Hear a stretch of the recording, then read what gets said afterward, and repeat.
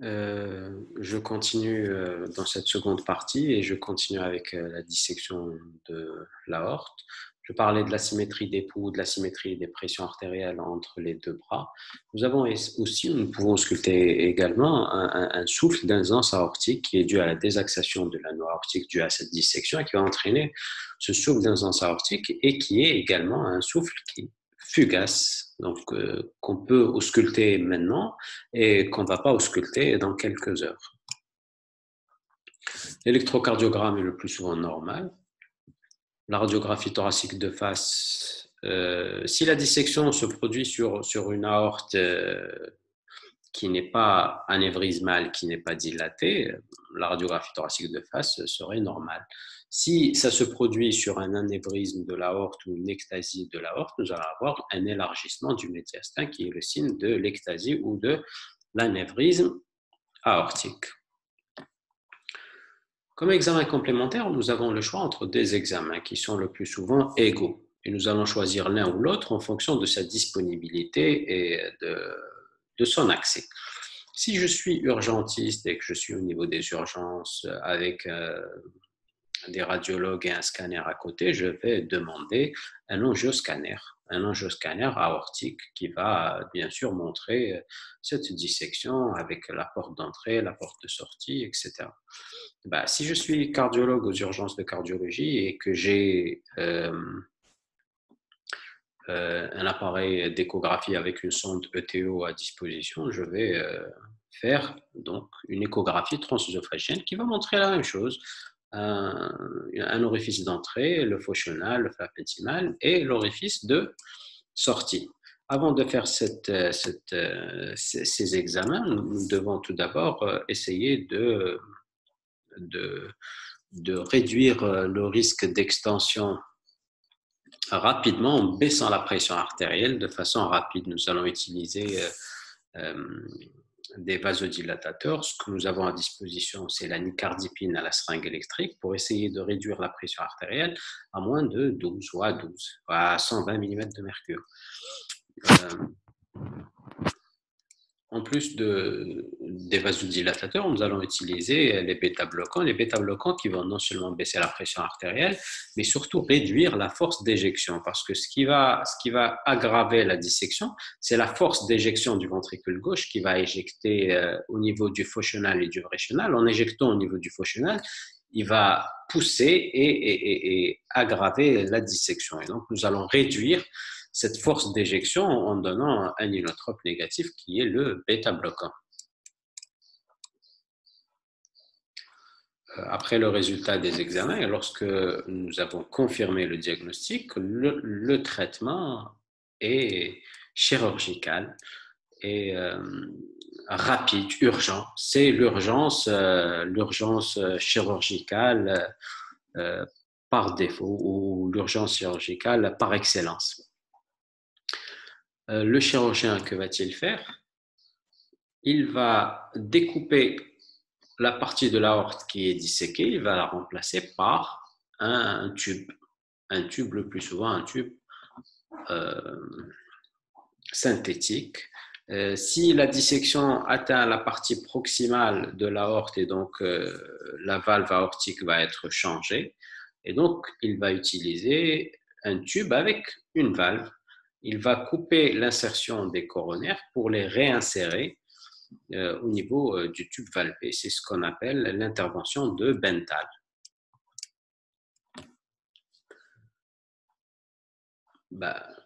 Comme complications, nous pouvons avoir des complications très graves qui sont les ruptures, l'hémopéricarde, l'hémomédiastin, l'infarctus lorsqu'il y a l'extension de la dissection vers les coronaires, une ischémie périphérique ou cérébrale qui est due à l'extension et à l'extension occlusive de cette dissection vers les artères périphériques.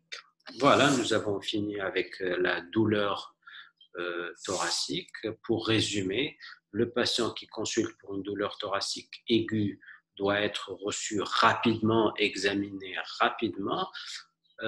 L'examen commence tout d'abord par un interrogatoire minutieux sur le type de la douleur qui va m'orienter vers l'une ou l'autre des 4 étiologies regroupée sous le terme mémotechnique de pied, péricardite aiguë, insuffisance coronaire aiguë, embolie pulmonaire et dissection de l'aorte. Lorsque nous sommes orientés vers l'une ou l'autre des étiologies, nous allons continuer en posant des questions sur les symptômes associés qui vont nous faire craindre des complications. Le contexte favorisant qui va me conforter dans l'idée du diagnostic, un examen clinique rapide, le CG, plus ou moins la radiographie thoracique de face, sauf dans l'insuffisance coronaire aiguë où elle ne doit pas être indiquée. Au bout de cette démarche, nous allons faire le diagnostic, nous allons choisir l'examen complémentaire de première intention qui va me confirmer le diagnostic et nous allons entamer la thérapeutique, puis le suivi en anticipant et en traitant toutes les complications qui peuvent arriver. La deuxième urgence en cardiologie, c'est la dyspnée aiguë. Et lorsque nous parlons de dyspnée aiguë, bien sûr, dans notre tête, deux diagnostics ou deux origines sont possibles pour une dyspnée aiguë. Soit l'origine pulmonaire, soit l'origine cardiaque. La dyspnée d'origine cardiaque, c'est une polypnée superficielle qui s'aggrave avec le décubitus, qui s'accompagne parfois de toux et d'expectoration mousseuse. Voilà la description typique de cette dyspnée d'origine cardiaque. Elle est due à quoi? Elle est due le plus souvent à un œdème aigu du poumon et donc à une insuffisance cardiaque aiguë. Les dyspnées d'origine pulmonaire ou d'origine métabolique ont d'autres caractéristiques. Le diagnostic se fait grâce à un examen clinique qui va retrouver des râles crépitants aux bases qui s'étendent vers les sommets. Et donc, nous ne pouvons pas avoir des râles crépitants au sommet sans les avoir aux bases.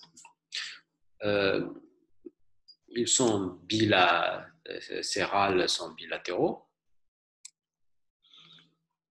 L'examen ou l'auscultation cardiaque peut être normale, comme elle peut révéler un souffle en fonction de l'étiologie de cette insuffisance cardiaque aiguë. La radiographie thoracique de face va montrer l'aspect typique d'une opacité cotonneuse en aile de papillon qui s'étend du île vers la périphérie. Et puis la silhouette cardiaque peut montrer soit une cardiomégalie, soit une silhouette cardiaque normale, en fonction toujours des étiologies de cette insuffisance cardiaque aiguë. En cas de doute étiologique, qui nous arrive rarement, mais parfois, surtout chez les patients âgés qui ont la double pathologie pulmonaire et cardiaque chronique, et que nous ne savons pas cette dyspnée actuelle, elle est due à quoi? Nous avons à l'auscultation un mélange de râles, renflants, sibilants, crépitants, etc. La radiographie thoracique de face peut montrer des signes de fibrose, etc. Donc, chez le sujet âgé, parfois, nous avons des doutes. Pour savoir exactement cet épisode aigu, est-il dû à une décompensation cardiaque ou est-il dû à une décompensation pulmonaire, parfois, il suffit de doser les BNP, brine natriurétique peptide, ou bien le NT pro-BNP qui est son précurseur. De toute façon, cette molécule, en principe, elle est sécrétée par le cerveau, brine, elle est anormale. Elle a la capacité d'avoir une action natriurétique. Et c'est un peptide, donc brine, natriurétique, peptide. Cette molécule, lorsque le cœur est soumis à des contraintes importantes, il va commencer à la sécréter. Il va commencer à la sécréter à des quantités importantes. Et lorsque ce BNP, lorsque nous avons une insuffisance cardiaque, ce taux de BNP est très élevé, ou ce taux de NT-proBNP est très élevé. Et donc, si nous trouvons ce taux élevé, nous sommes orientés vers l'origine cardiaque de cette dyspnée aiguë. Lorsque le taux est normal, nous sommes plutôt orientés vers l'origine pleuropulmonaire ou pulmonaire. Le traitement, c'est le traitement standard d'une insuffisance cardiaque aiguë ou d'une crise d'œdème aigu du poumon. Donc, après les premières mesures, c'est l'hospitalisation, la mise en condition, et donc la position demi-assise, la voie d'abord et l'oxygénothérapie à faible débit, 3 litres par minute. Nous allons entamer un traitement diurétique par voie intraveineuse en utilisant les diurétiques de Lens, associé à un traitement vasodilatateur mixte, donc par les dérivés nitrés, à la seringue électrique, 1, 2, voire 3 mg par heure. Avec un monitorage strict de l'électrocardiogramme et de la pression artérielle. Le plus souvent, nous avons 3 types d'évolution. Le plus souvent, nous avons une évolution favorable, amélioration, le patient est moins dyspnéique, les râles crépitants disparaissent. Nous allons passer de la voie parentérale à la voie orale. Et puis nous allons essayer de chercher une étiologie. Si le patient est connu et donc est suivi et traité pour une insuffisance cardiaque chronique, il s'agit là d'une décompensation. Et donc, nous devons chercher les causes de cette décompensation. Le plus souvent, c'est un écart de régime, l'arrêt des médicaments, une infection intercurrente, par exemple une grippe, peut décompenser une insuffisance cardiaque chronique qui est jusqu'à présent compensée. Une anémie, une dysthyroïdie, une embolie pulmonaire minime peut être à l'origine d'une décompensation cardiaque et d'un OAP. Et donc, nous devons chercher ces causes de décompensation pour pouvoir les prévenir et les corriger. Alors, si nous sommes face à une primo-décompensation, donc une insuffisance cardiaque aiguë chez un patient qui n'est pas connu comme insuffisant cardiaque, là, nous devons faire un bilan étiologique complet qui commence d'abord par l'examen clinique, le CG, la radiographie thoracique de face, l'échocardiographie et parfois d'autres examens complémentaires pour avoir une étiologie de cette insuffisance cardiaque et pour commencer un traitement spécifique de l'étiologie, par exemple le traitement chirurgical d'une valvulopathie, le traitement interventionnelle d'une cardiopathie ischémique, ainsi de suite.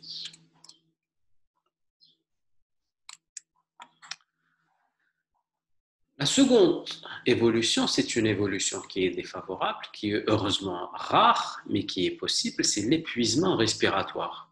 Nous voyons que le patient commence à faire de la bradypnée avec de la cyanose et une hypoxie.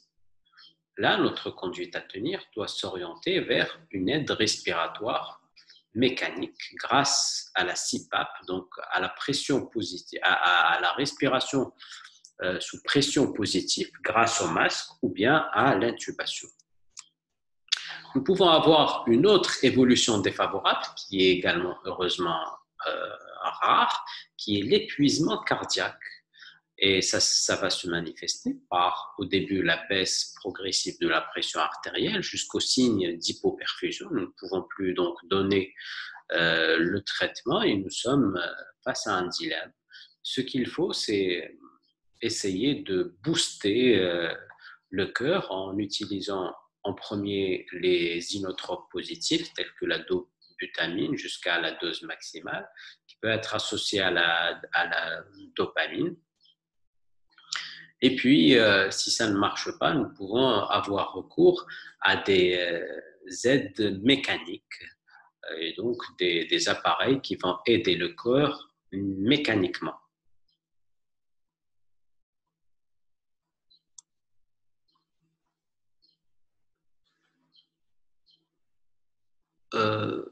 Après la dyspnée aiguë, les palpitations, nous n'allons pas les traiter ici. Vous allez avoir un TD très détaillé sur les troubles de l'excitabilité. Les palpitations, c'est le plus souvent les troubles de l'excitabilité. Maintenant, nous allons parler de la syncope. En fait, le patient ne consulte pas en syncope, il consulte après une syncope, puisque la syncope est la perte de connaissance qui est brutale, mais avec une récupération totale rapide. Et donc, le patient en arrivant, le plus souvent, il est accompagné. Notre objectif est d'avoir une description la plus détaillée possible par le patient et par son entourage de cet épisode. Tout d'abord, pour essayer d'éliminer une autre cause de perte de connaissance que la syncope, comme par exemple les épilepsies, parfois avec la description et le contexte, ce qu'on appelle les pseudosyncopes psychogènes. Donc, lorsque nous sommes sur une description d'une syncope, donc une brusque perte de connaissance avec récupération complète et rapide, nous devons essayer de distinguer entre deux. En fait, il y a trois grandes étiologies. Les hypotensions orthostatiques, et c'est simple, le patient va vous décrire la syncope lorsqu'il passe de la position couchée à la position debout. Et puis, vous allez prendre la pression artérielle, vous allez voir une baisse de la pression artérielle entre la position couchée et la position debout, avec l'apparition des symptômes. Vous avez des syncopes réflexes, des syncopes vasovagaux qui sont précédés par des signes des sueurs, nausées, bourdonnements, une vision trouble, et puis qui sont favorisés par des situations particulières comme l'exposition à une douleur, à un son désagréable, à une vision désagréable, comme par exemple les externes qui voient les premiers actes chirurgicaux. La notion d'une station debout prolongée sur une place avec de la chaleur, avec de la foule, comme par exemple ce qui se passe dans les manifestations. C'est ce qu'on appelle les syncopes vasovagaux. Et puis, dans les syncopes réflexes, nous pouvons avoir en plus des syncopes vasovagaux les syncopes situationnelles, où le patient vous dit à chaque fois que je vais uriner, j'ai cette syncope, ou à chaque fois que je vais faire les efforts de défécation ou de toux, j'ai cette syncope. C'est ce qu'on appelle les syncopes situationnelles. Et puis, le dernier type de syncope réflexe, ce sont les syncopes qui sont dues à une hypersensibilité du sinus carotidien. Et donc, ce sont des syncopes qui vont se produire lorsqu'on appuie sur les carotides, par exemple lors du rasage ou lors des mouvements du cou, la rotation de la tête. Ces syncopes réflexes font partie des syncopes à faible risque, et ce que nous devons faire, c'est rassurer le patient.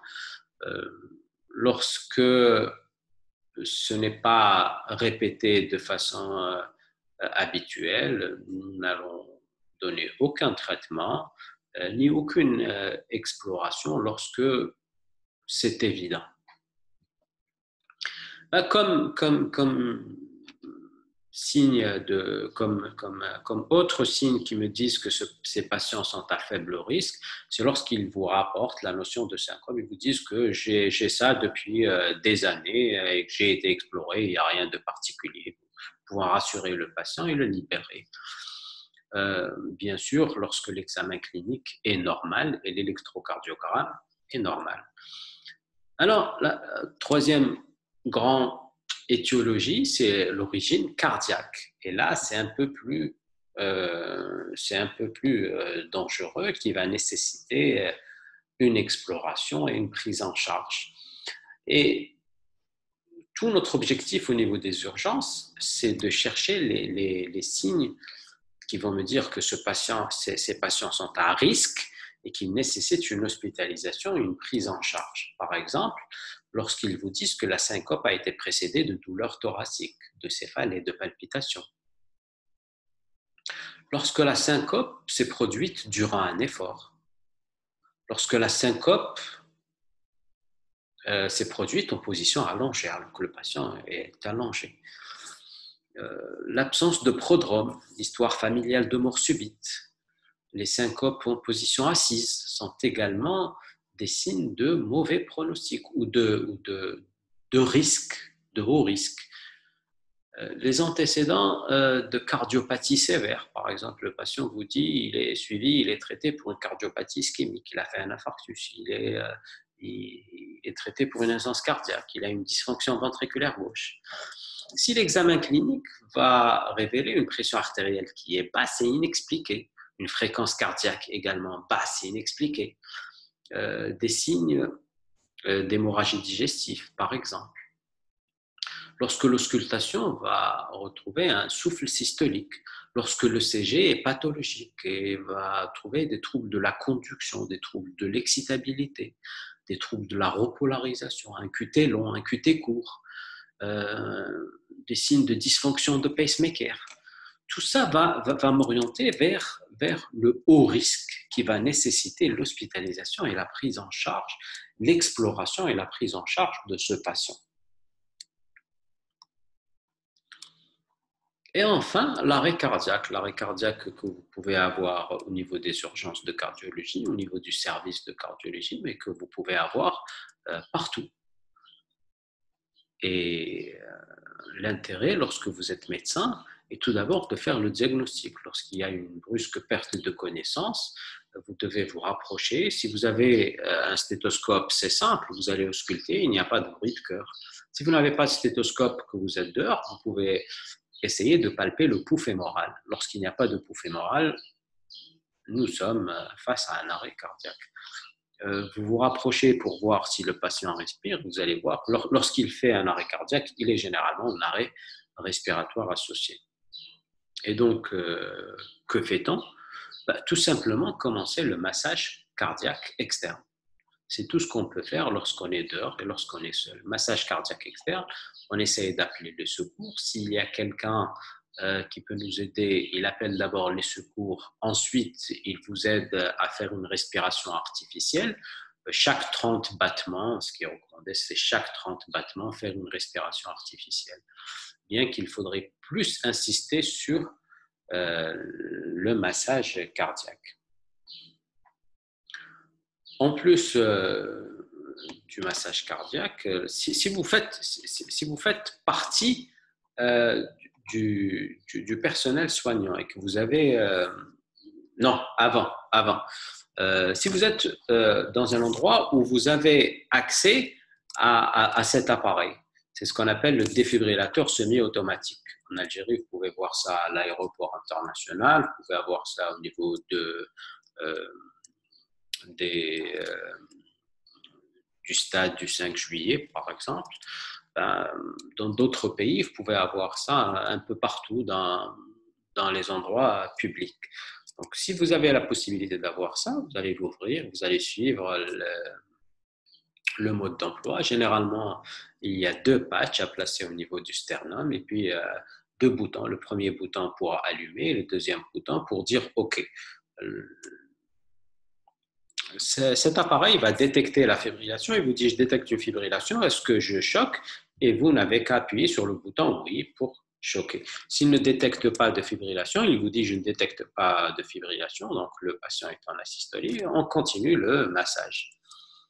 Donc si vous faites partie du personnel soignant dans une structure, en plus du massage cardiaque externe, de l'intubation pour la ventilation artificielle, d'essayer de prendre une voie d'abord, votre objectif principal est d'avoir un tracé électrique parce qu'en fonction de ce tracé électrique, votre conduite à tenir va se faire. Ce tracé électrique, vous pouvez l'obtenir de différentes façons. Vous pouvez, parfois, les défibrillateurs peuvent fonctionner comme des Les palettes de défibrillateurs peuvent fonctionner comme des électrodes. Et donc, vous pouvez avoir sur le défibrillateur un tracé électrique. Vous pouvez avoir un tracé électrique en utilisant le scope et deux électrodes dedans. Vous pouvez utiliser un appareil d'électrocardiogramme en mettant juste les, les électrodes périphériques pour avoir le tracé. Pour le tracé, nous pouvons avoir 4 types de tracés. Nous pouvons avoir d'abord une asystolie, et donc rien, aucune activité électrique. Dans ce cas-là, nous allons juste continuer le massage cardiaque. Nous pouvons injecter de l'adrénaline si possible et attendre. Attendre quoi? Attendre que le patient puisse passer,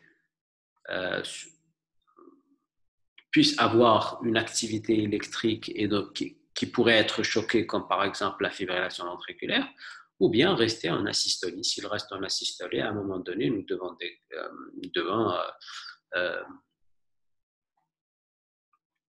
nous arrêter. Quand est-ce? Le plus souvent lorsque nous avons une mydriase à réactif, après au moins 40 minutes de massage cardiaque externe. La deuxième situation que nous pouvons avoir avec le tracé électrique, c'est cet aspect. Nous pouvons avoir une fibrillation ventriculaire. Donc, cet aspect de trémulation, c'est une fibrillation ventriculaire. Et cet aspect, le traitement, c'est le défibrillateur. Donc, le choc électrique externe. Nous allons prendre le défibrillateur, nous allons choquer le patient. Nous allons récupérer un rythme sinusal le plus souvent. La troisième possibilité, c'est d'avoir ce tracé avec des ondes P, mais pas de QRS. Dans ce cas, c'est un BAV profond. C'est rare, c'est exceptionnel, mais ça peut arriver. Qu'allons-nous faire? Tout d'abord, continuer à masser. Nous pouvons essayer le coup de poing sternal qui peut repasser le patient en rythme sinusal ou bien une fibrillation. Si ça repasse en fibrillation, nous allons choquer. Si ça passe en rythme sinusal, tant mieux. Si le choc de pointe ne fait rien du tout, nous continuons le massage cardiaque, nous essayons d'injecter les produits qui peuvent favoriser la conduction comme l'isoprénaline lorsque c'est à disposition, mais le traitement salvateur, c'est la sonde d'électrostimulation. Nous allons piquer la veine fémorale profonde, nous allons faire introduire une sonde. Une sonde, c'est un petit fil électrique qui va aller jusqu'au niveau du ventricule droit et à l'extérieur, il est relié à un stimulateur qui va donner des impulsions électriques pour avoir une activité électrique ventriculaire. Donc ça, c'est 3 situations. L'asystolie, massage cardiaque, adrénaline, fibrillation ventriculaire, choc électrique externe, BAV profond, massage cardiaque externe, choc de pointe, plus ou moins isoprotérénol, mais surtout sonde d'électrostimulation. La 4e situation, c'est un ECG normal, donc avec le plus souvent des QRS qui sont larges, mais qui sont présents. Donc, vous avez des QRS, mais pas d'activité électrique.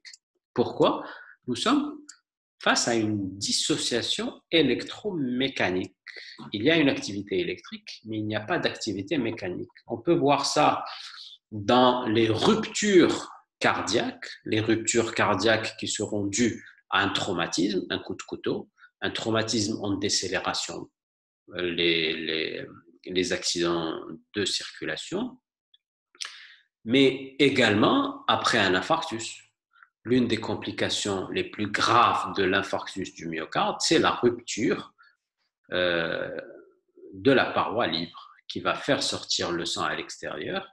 Donc, au lieu que le sang soit éjecté vers l'aorte, il va être éjecté vers l'extérieur, vers le péricarde donnant un hémopéricarde, ou bien tout simplement vers l'extérieur donnant l'hémomédiastin. Dans ce cas-là, l'unique traitement salvateur reste la chirurgie, mais avec des chances de succès qui sont très minimes. Et puis, vous avez la seconde possibilité pour avoir ces dissociations électromécaniques, c'est lorsque le cœur est en dysfonction importante. Et donc, c'est généralement les cardiomyopathies dilatées euh, au stade de déchéance myocardique importante, où arrivé à un moment donné, le cœur est tellement fatigué que même lorsqu'il perçoit ou lorsqu'il reçoit cette activité électrique, il ne peut plus se contracter. Et dans ce cas-là, euh, hormis la mise en circulation extracorporelle en attendant une éventuelle transplantation cardiaque, il n'y a rien d'autre à faire. Voilà, nous avons fini et je vous remercie pour, pour votre intérêt, pour le suivi. Je reste à votre disposition pour vos questions que vous pouvez me poser par écrit. Je répondrai volontiers. Voilà, au revoir.